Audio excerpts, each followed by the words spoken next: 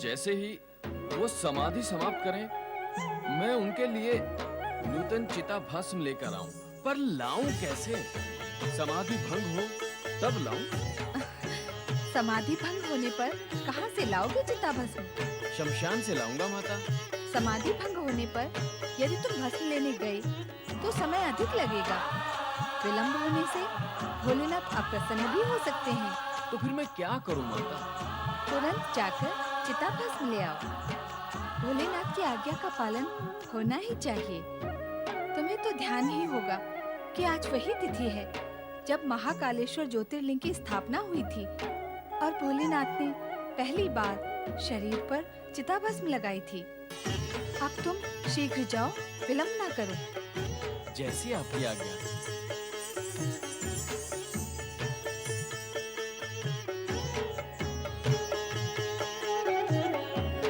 जय जय शिव शंकर, जय जय भोलेनाथ। जय जय शिव शंकर, जय जय भोलेनाथ। जय शिव शंकर, जय भोलेनाथ। चिता भस्म ले आए नंदी। ले तो आया प्रभु, किंतु इसे लाने के लिए मुझे बहुत दूर जाना पड़ा। अच्छा, अब तुम देवी पार्वती की सेवा में जाओ। इस समय उन्हें तुम्हारी सेवा की विशेष आवश्यकता है। जैसी आपकी आज्ञा भोलेनाथ।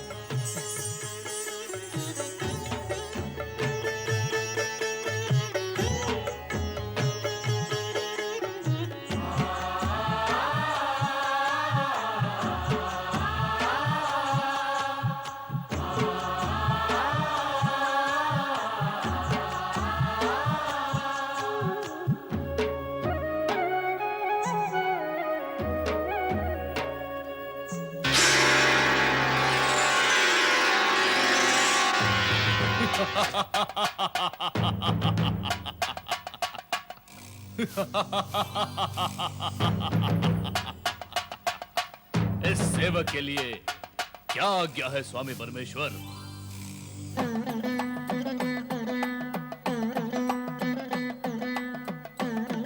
हे असुर, तुम भस्म से उत्पन्न हुए हो, इसलिए तुम्हारा नाम भस्मासुर हुआ। तुम हमारे लिए नित्य नवीन भस्म लाने के लिए उत्पन्न हुए। अवश्य स्वामी परमेश्वर, अवश्य। परंतु ये कार्य बहुत तुच्छ है। मुझे कोई बड़ा कार्य बताएं। पहले तुम ये तुच्छ कार्य सफलतापूर्वक करो, फिर हम तुम्हें उच्च और बड़ा कार्य भी बताएंगे। जैसी आपकी आज्ञा होगी मैं वैसा ही करूंगा। हे परमेश्वर, आपने मेरा नाम भस्मासुर रखा है, मुझे असुर कहकर भी पुकारा है, तो क्या मैं असुर हूं? जब हमारे मुख से तुम्हारे लिए असुर शब्द निकला है, तो यह निश्चित है कि तुम असुर ही हो। यदि तुम देव, दानव, मानव अथवा शिवगण होते तो हम तुम्हें उसी नाम से पुकारते। अतः तुम स्वयं को असुर ही समझो। अब जाओ, हमारे लिए भस्म लेकर आओ। जो आज्ञा महादेव।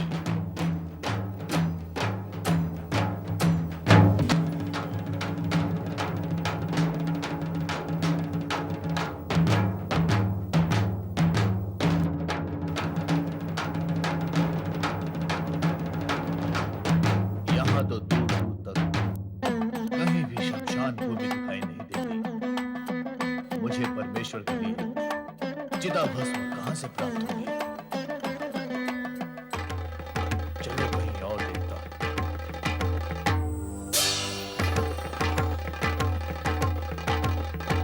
यहाँ भी कोई शमशान दिखाई नहीं देता। क्या करूं?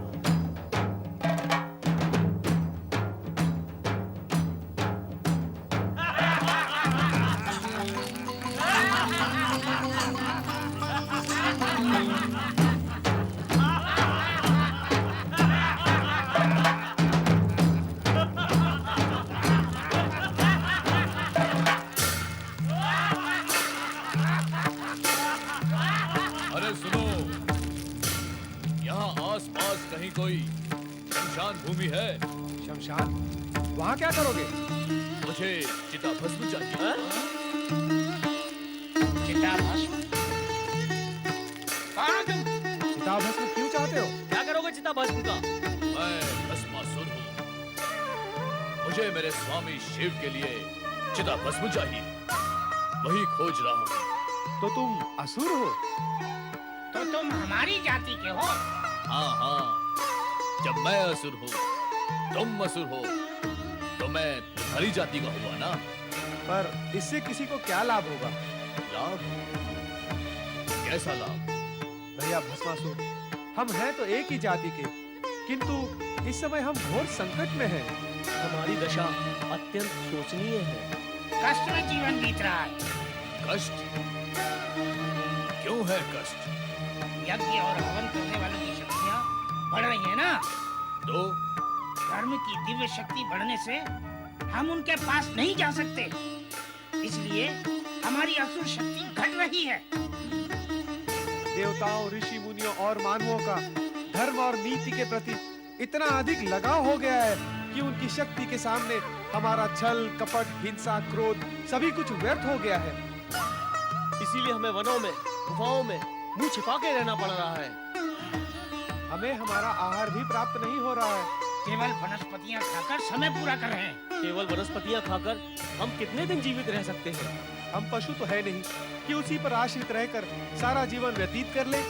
बस बस मेरे जाति बंधुओं, बस। इससे अधिक और दुख अब मैं नहीं सुन सकता। तो कोई उपाय करो हमें इस दुख से उबारने के लिए। कहो भाइयों, ये भस्मासुर तुम्हारे लिए क्या कर सकता है? शिव तो तुम्हारे स्वामी हैं। हाँ है। वे बड़े चमत्कारी देवता हैं। उनसे बड़ा चमत्कारी देवता अन्य कोई है ही नहीं। सारा जगत यही कहता है। देव, दानव, मानव सभी सत्य को मानते हैं। तो फिर मुझे क्या करना होगा? तुम उनसे ऐसा कुछ वरदान मांग लो जिससे मानव जाति और देवगण में भय फैल जाए। उससे क्या होगा? उससे तुम अजय हो जाओगे और हम निर्भय हो जाएंगे। मैं अजय हो जाऊंगा और तुम निर्भय हो जाओगे। पर कैसे? अपने स्वामी शिव का वरदान पाकर। और कैसे? वरदान पाते ही तुम अजय और शक्तिशाली हो जाओगे। फिर हम सब मिलकर तुम्हें अपना असुर सम्राट बना लेंगे। और हम तुम्हारे सैनिक बन जाएंगे। तुम मेरे सैनिक और मैं तुम्हारा सम्राट, अजय सम्राट। बनूंगा, अवश्य बनूंगा। मैं असुरों का सम्राट अवश्य बनूंगा। किंतु तब बन सकोगे जब अपने चमत्कारी देव स्वामी शिव से वरदान प्राप्त कर लोगे। हाँ, तभी बन सकोगे सम्राट। वो भी प्राप्त कर लूंगा। मैं अपने परमेश्वर शिव से वरदान अवश्य प्राप्त करूंगा।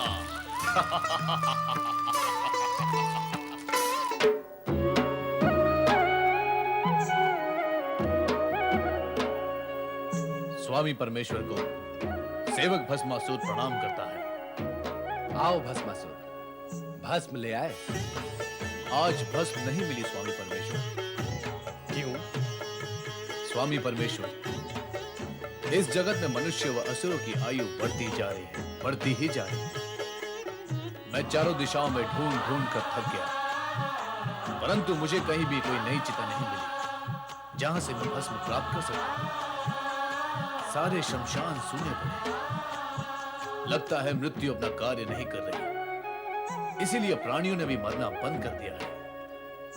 अब चिंता तो यह है परमेश्वर कि मैं आपकी आज्ञा का पालन कैसे करूं। जितने जन्म होते हैं उतने ही मरण भी होते हैं। जन्म मरण प्रकृति का अटूट नियम है, इसलिए तुम्हें चिंता करने की आवश्यकता नहीं है। ढूंढने पर कहीं न कहीं तुम्हें चिता भस्म अवश्य मिल जाएगी। मैं सारे जगत का चक्कर लगाकर लौटा हूं स्वामी परमेश्वर। भविष्य में भी कोई चिता जलने या उसकी भस्म मिलने की कोई संभावना नहीं है। यदि आप मेरी एक प्रार्थना स्वीकार करें तो भस्म मिलने का उपाय हो सकता है। कैसी प्रार्थना? आप मुझे वरदान दें कि मैं जिस किसी के भी सर पर हाथ रख दूं वो भस्म हो जाए। इससे क्या होगा भस्मासुर? एक तो इससे भस्म की प्राप्ति होगी परमेश्वर, दूसरे वे वृद्ध जो व्यर्थ ही इस धरती पर भार है मृत्यु को प्राप्त नहीं हो रहे हैं, वे वृद्धावस्था की पीड़ा से मुक्त हो जाएंगे। मुझे वरदान दीजिए परमेश्वर। तथास्तु। अब तुम जिस प्राणी के सर पर हाथ रख दोगे वो भस्म का ढेर हो जाएगा। परंतु ध्यान रहे, मृत्यु के समीप पहुंचे और वृद्धावस्था के कष्टों से मुक्त करने के लिए ही तुम प्राणियों पर इसका उपयोग करोगे। निर्दोष प्राणियों पर इसका उपयोग नहीं करना। कदापि नहीं परमेश्वर, कदापि नहीं। आप तो आशुतोष हैं, सभी की आशा को संतुष्ट करते हैं। मुझे तो आशा भी नहीं थी कि आप मेरी प्रार्थना को सुनकर इतने शीघ्र वरदान भी दे देंगे। अब मैं कैलाश पर्वत पर चिताभस्म का ढेर लगा दूंगा। आपकी जय हो परमेश्वर, आपकी जय हो।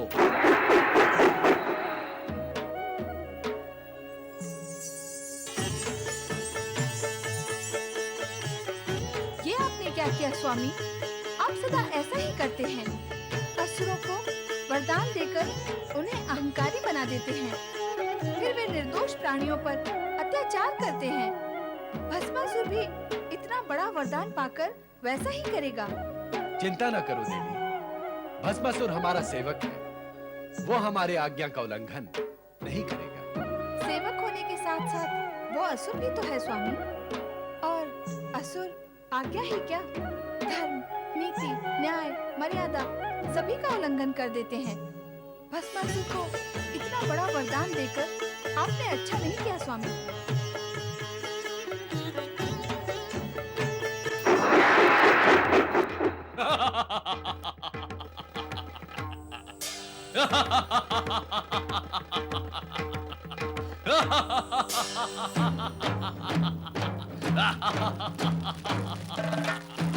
ले आए चमत्कारी देवता शिव से वरदान। लेने गया था तो खाली हाथ क्यों लौटता? हमें विश्वास था कि तुम वरदान लेकर ही लौटोगे। पर अब मुझे विश्वास करना है। कैसा विश्वास? स्वामी परमेश्वर ने मुझे वरदान दिया है कि मैं जिस किसी के भी सर पर हाथ रख दूंगा वो भस्म हो जाएगा। असुर सम्राट भस्मासुर की जय! असुर सम्राट भस्मासुर की जय! पर असुर सम्राट, आप विश्वास की बात कर रहे थे। जो अभी आपको करना है वो क्या है? हाँ, मुझे वरदान का प्रयोग करना है ताकि मुझे ये विश्वास हो सके कि स्वामी परमेश्वर ने जो वरदान मुझे दिया है उसमें शक्ति है। मैं जिस किसी के भी सर पर हाथ रखूंगा वो भस्म हो जाएगा।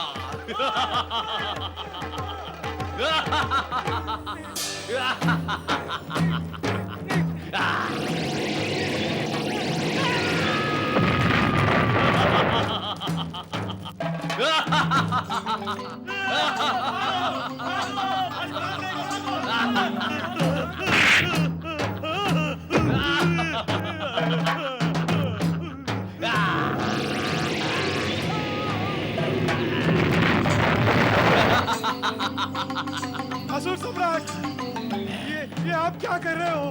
प्रयोग कर रहा हूँ। अरे प्रयोग कोई अपनों पर किया जाता है, प्रयोग तो दूसरों पर किया जाता है।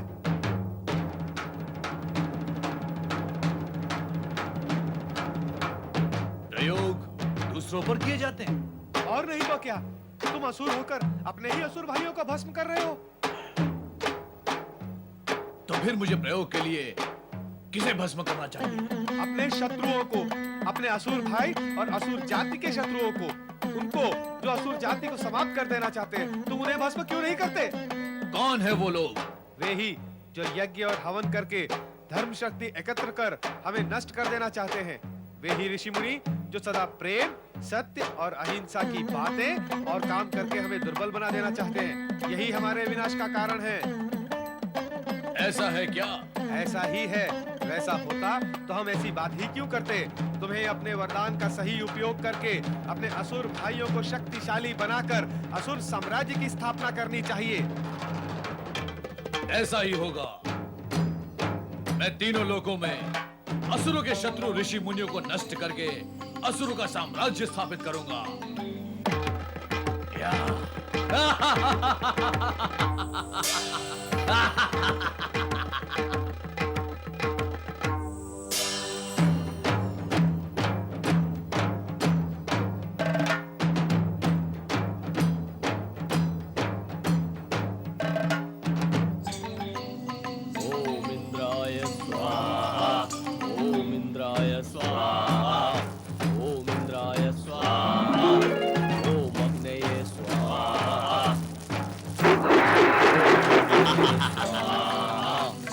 कौन हो तुम? अभी पता चल जाएगा कौन हूं मैं।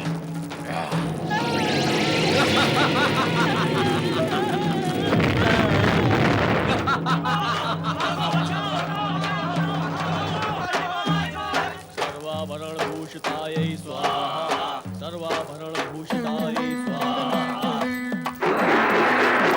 सर्वाभरण भूषितायै स्वाहा, सर्वाभरण भूषितायै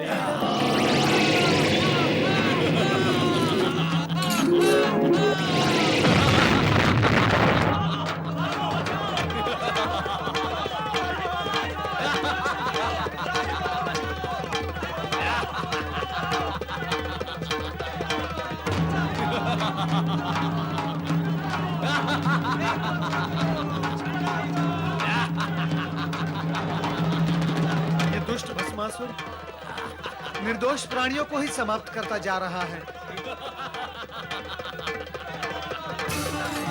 ये भी तो मुनि है, इसे भी भस्म करता हूँ। अरे रे, ये क्या कर रहे हो भस्मासुर? मुझे भस्म करके तुम्हें क्या मिलेगा?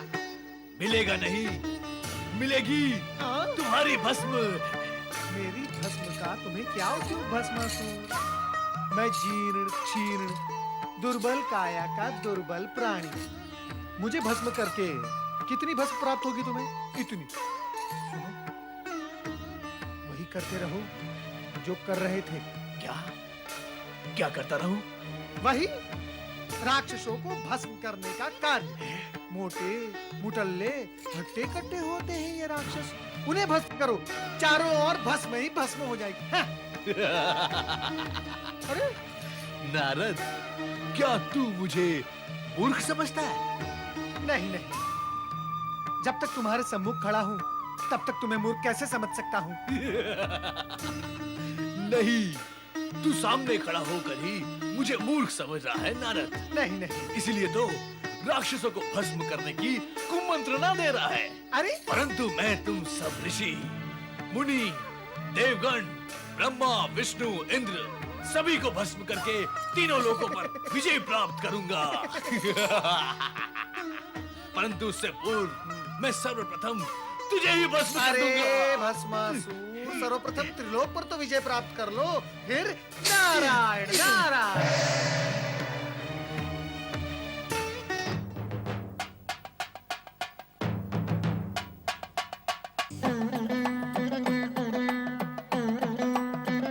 महाबली भस्मासुर, असुरराज भस्मासुर, महाबली भस्मासुर। भले पधारे महाबली, भले पधारे भस्मासुर। हमारी व्यथा सुनो असुरराज, हमारी व्यथा सुनो।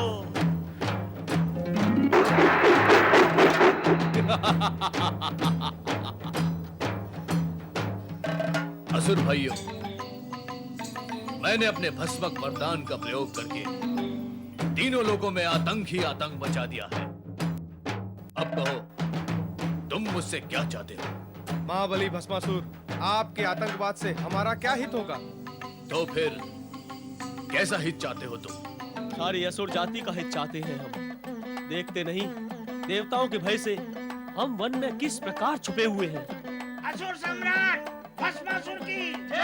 असुर सम्राट भस्मासुर की जय! असुर सम्राट, ये वस्त्र उपहार के रूप में है। और ये है असुर सम्राट की तलवार।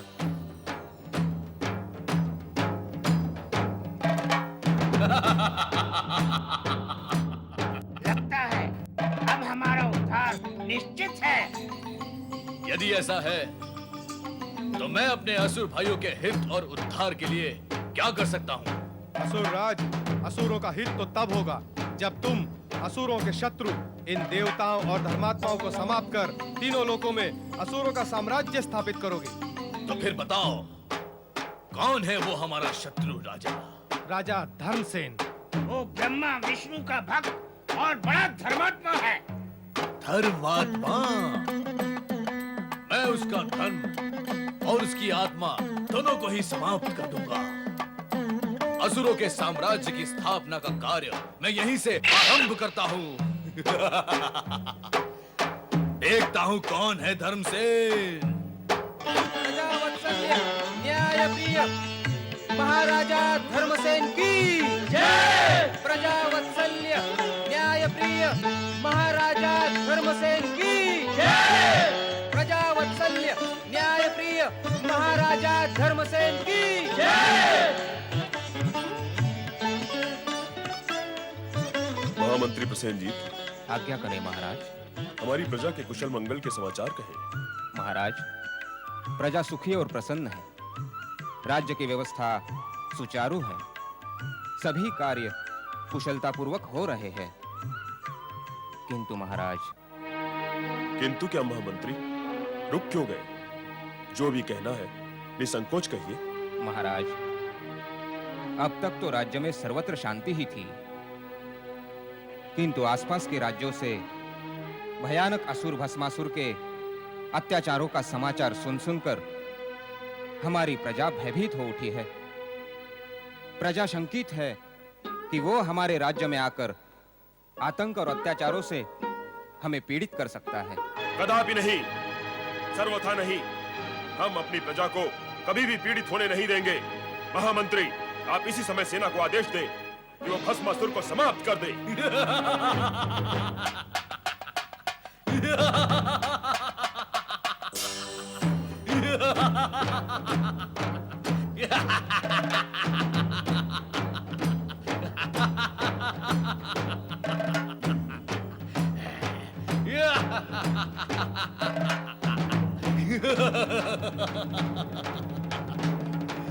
भस्मासुर को समाप्त करने का विचार हो रहा है।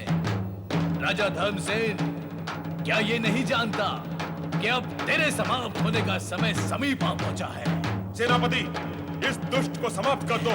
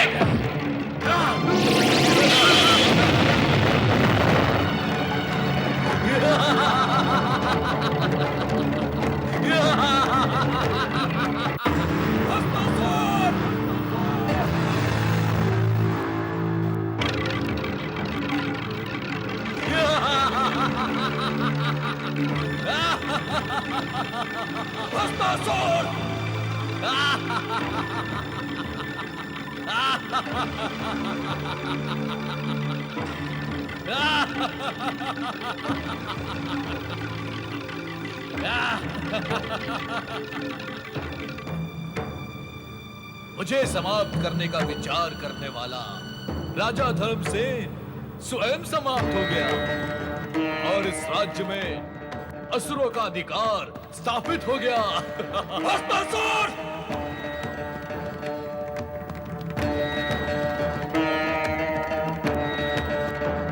महाराज धर्मसेन के पुत्र विषसेन के होते हुए एक असुर इस राज्य के सिंहासन पर कदापि नहीं बैठ सकता। मैं यहाँ असुरों का राज्य कदापि स्थापित नहीं होने दूंगा।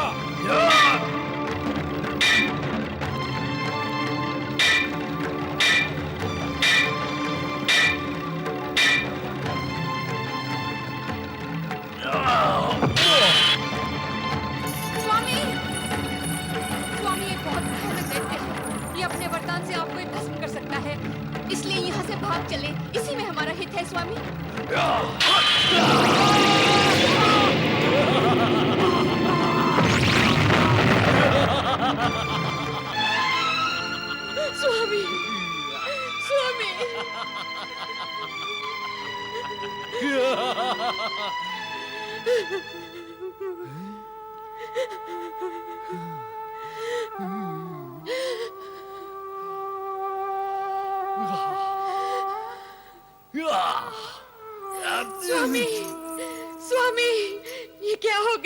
स्वामी, ये क्या हो गया? मैं तो आपको सावधान करने आई थी, किंतु आप असावधान हो गए। इस दुष्ट का कुचक्र चल ही गया स्वामी। इसने आपके प्राण हर ही लिए। अब मैं आपके बिना कैसे जीवित रहूंगी? कैसे?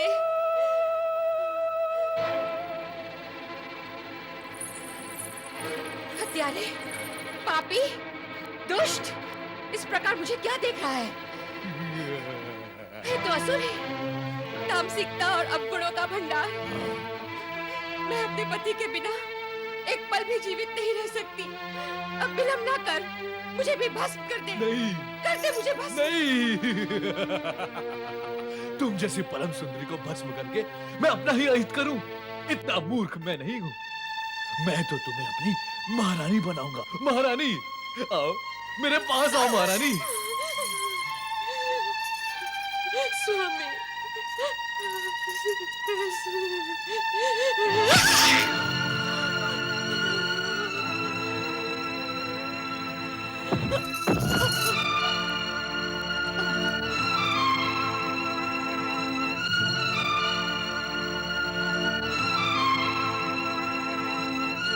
महाबली भस्मासुर की जय। महाबली भस्मासुर की जय। महाबली भस्मासुर की जय। महाबली असुर राज की जय। महाबली असुर राज की जय। महाबली असुर राज की जय।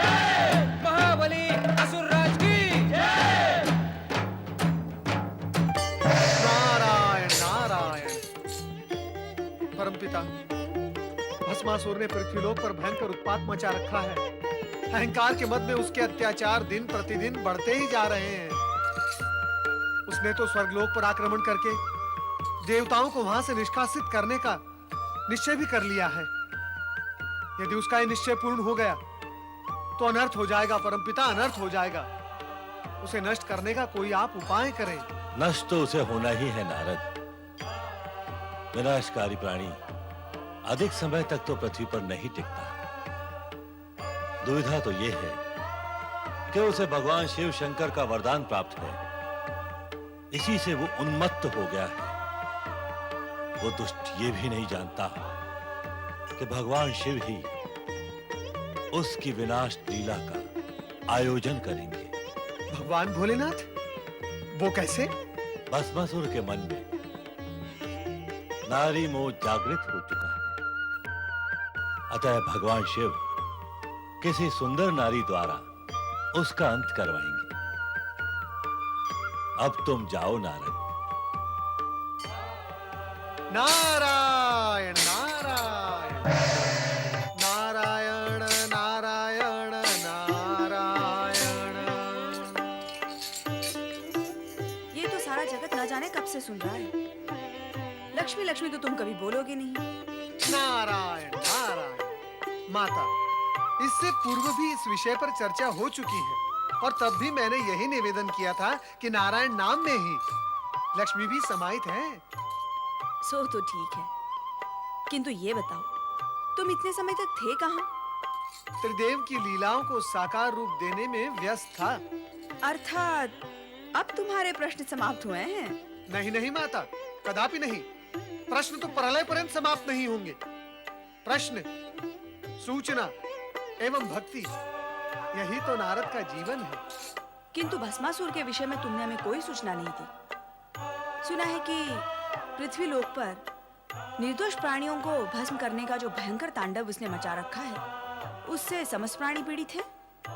सत्य सुना है आपने, किंतु ये सत्य तुमने नहीं सुना है नारद। सारे जगत को, सारे जगत की भली बुरी सूचनाएं देते रहते हो, फिर ये सूचना क्यों नहीं दी तुमने? माता, आपसे और भगवान श्री हरि विष्णु से इस जगत की कौन सी घटना छिपी हुई है? आप तो सर्वज्ञ हैं। अपनी दिव्य दृष्टि से आप जो चाहें, जब चाहें देख सकते हैं, जान सकते हैं। क्या श्री हरि विष्णु ने इस विषय में आपसे कुछ नहीं कहा? वे यहाँ होते तो कहते। वे अपने भक्तों की रक्षा करने पृथ्वी लोक गए हैं। भक्तों की रक्षा करने के लिए पृथ्वी लोक गए हैं? कौन से भक्तों की? भस्मासुर के अत्याचारों से मेरे देखते देखते कई निर्दोष प्राणी प्राणहीन हो गए, किंतु मैंने तो वहां श्रीहरि को किसी भक्त की रक्षा करते हुए नहीं देखा। कैसे देखते नारद? अपने साकार रूप में होते तो देखते ना। भक्तों की रक्षा के लिए हमें कभी-कभी निर्गुण और निराकार रूप धारण करने पड़ते हैं। क्या तुम इस रहस्य को नहीं जानते? प्रभु, आपके रहस्य और आपकी निराली लीला को जानना नारद के वश में नहीं है। आप तो केवल मुझे ये बताएं कि भस्मासुर को भस्मीभूत करने के लिए आप क्या उपाय कर रहे हैं? परमपिता ब्रह्मा जी का यह कहना है कि भस्मासुर के मन में नारी का मोह उत्पन्न हो चुका है। उसका अंत केवल नारी द्वारा ही होगा। ये क्या रहस्य है? नारद, तुम कहते हो कि ये रहस्य है, किंतु तुम्हें सब कुछ बता देने के पश्चात ये रहस्य कहां रह जाएगा? इसलिए उत्तम यही होगा कि तुम इस रहस्य को रहस्य ही रहने दो।